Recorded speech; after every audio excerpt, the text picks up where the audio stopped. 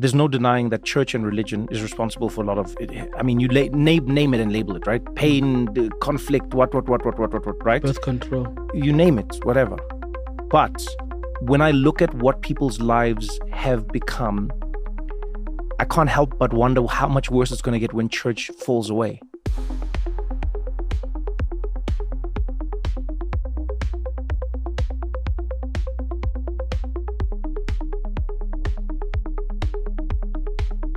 Can you believe that Trevor Noah, of all people, just said he is concerned about how worse it will get for people if they don't go to church? The data is clear, my friends. More and more stories are emerging that the younger generation is becoming more Christian. It's a good thing. I am, full disclosure, I don't consider myself a Christian. However, I do logically view the Christian moral tradition as the superior moral tradition for this world. I genuinely believe that this moral worldview, what is right, what is wrong, the Ten Commandments, and all of these things lead to better lives, to better futures, to more creation and productivity. And, for whatever reason, I come to my views and my conclusions. It is interesting to see how many people that are young have taken the full leap. It's not just young people. Russell Brand famously has, gotten baptized, become Christian. And then for me, let me see if I can actually add this story to, there's a pro skater who, let's see if we got this one. There's a big story about a pro skateboarder who got baptized recently. And I'll try and find it in a second, but it was a big deal for a lot of people actually, he's probably not the only one. And I think it was, I think it might have been Ragdoll. I don't know. I don't want to waste your time trying to find this article. I should have pulled up. There it is. I got it. It took me 2 seconds. Yo, check this out. This one matters for me. Newly devoted Christian Ragdoll back on the board after baptism, skating the streets with fresh faith. Tremendous respect. Tremendous respect. This is amazing. We've got this clip from Trevor Noah, who basically breaks this down. I want to play it. I'm not a big fan of Trevor Noah, but when you've got prominent liberals saying we need church, think about what this means for the future of this country and the direction it's going. I will say it right now. The right may not have won the culture war outright, but we are winning the culture war. And that's coming from a guy who is only moderately conservative, a little liberal in some areas, not even a Christian, recognizing the tremendous good this will do for this country. I want to add this. For me, church is community, and community gatherings are exactly what you need to maintain a healthy society. Listen to this. When I look at what we're experiencing in the world today, there's no denying that church and religion is responsible for a lot of it. I mean, you name it and label it, right? Pain, conflict, what, right? Birth control. You name it, whatever. But when I look at what people's lives have become, I can't help but wonder how much worse it's going to get when church falls away. So go to any thriving European country. Church is gone now. When I was in the Netherlands, all the churches that used to be churches So are the now... Airbnbs now? Yeah, they've just turned into other things. Really? Yeah, they've it's like there's a restaurant or this is a something. It's not a church. So cathedrals are gone? No. It's not a church. Churches are dying because I think it's easy for us to dismiss things in general in life. Like we always want to say good, bad. Yes. But to your point, I can't think of a place that is responsible for more community and connection than a church, because a church, you didn't need money to come to it. As we live in a world where more and more clubs are predetermined, like race, class, all these things, religion was one of the few things where you could opt in. You could walk in off the street and say, I want to be part of your club. And the person would be like, yeah, you're part of the club. He's right. Community, people coming together. And I think young people understand this. For one, I got to be honest. I'll give you some of my spiritual beliefs on this one. I believe that humans innately know God, and it is only through the destructive society, that is social development, to convince people that there isn't one, and the pollution of our minds. So the pollution of our minds and bodies. I actually believe, and it's a weird thing to believe, I guess. Maybe it's crazy, but my view is that humans thousands of years ago knew God. There was no question. They knew God. And what ends up happening as we eat garbage and chemicals and damage our bodies and engage in practices, social developments that isolate us from the rest of life on this planet, we have created an environment where we can't understand. But I think it has to do with the bad foods you eat. I think when we are damaged from chemicals and garbage, we are isolated from God. I actually think there's a physical function within us that can be harmed and damaged through improper living. Seriously, maybe I'm crazy. I don't know. I say that because I am not one to typically go off on just faith, but I do believe that humans can innately understand and know.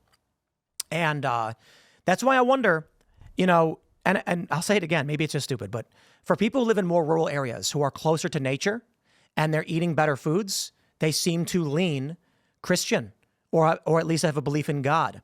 And the people who believe in big cities that have locked themselves out and have polluted their bodies and minds largely do not. Not completely, but largely they don't. So I wonder this. The trends we are seeing in this country, new research, belief in Jesus rises fueled by younger adults. We've got, what is this one? Americans 18 to 21 overwhelmingly support the GOP, tangentially related. And then we've got this from NBC News. How embrace of religion among Gen Z men may explain the rightward shift. I think that a combination of proper education and healthy living has allowed younger men to better connect with God and understand. I do believe that it is largely a component of people who believe in God. Christian conservatives have more kids. That will play a role in these numbers. But part of me just thinks that when you're living in a city, when you're gargling fluoride, when you're eating petrochemicals and garbage and you're unhealthy, your brain is so weighed down, you can't sense the presence. Because I'll put it like this. The reason why I feel that way, and I have a feeling there's a lot of people who are more devout, because again, I said I'm not a Christian. I don't like the word deist. I do believe in God. And it's because there's a presence I feel and understand as God. It's kind of crazy because when I talk to atheists, you can't convey that feeling. You can't transport that feeling. It's almost like being able to see or hear. Again, I'm willing to bet there's a lot of people substantially more devout than I that are like, I know exactly what you mean. I understand completely. And that's why I think, I wonder if for a lot of people who are atheists, I don't know why God does what God does. That is beyond me. I am but a humble, simple human being. But, there are people, and I'm wondering, like, how do you not feel what I feel? How do you not see what I see? But I can understand they don't. Otherwise, they'd come to a similar conclusion. And so I try to think logically, maybe it's because they've poisoned themselves with drugs. Maybe because they're not living the way they're supposed to be living. They're living in these technological boxes separated from nature. Maybe. I kind of feel like there are a lot of urban people who go out in the wilderness and look at a mountain and nature, and then they have that clarity of mind and they're like, I think I'm starting to understand what this feeling is. Maybe. I've heard stories. Take a look at this from Barna. This one was shocking. They say, at a time when organized religion in America faces scrutiny and skepticism, a new Barna study as part of the State of the Church 25 initiative shows a groundswell of commitment to Jesus over the last 4 years. And I got to be honest, that's above and beyond me just saying I believe in God. Faith in Jesus is something much more profound. And I will be the first to say, because I don't mean to be disrespectful, I do not believe in the Bible, Christian church, or Jesus Christ, or any of that stuff. I certainly believe he was a real person. I certainly believe these stories. And, Mary Morgan asked me, she said, it sounds like the only thing, she's on Pop Culture Crisis, by the way, the only thing you're missing is, do you believe the resurrection? And in that case, I was like, yeah, I don't know. I guess not.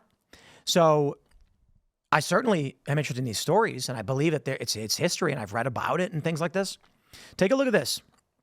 We are down from the past 15 years. In 2010, 77% of adults said, I've made a personal commitment to follow Jesus.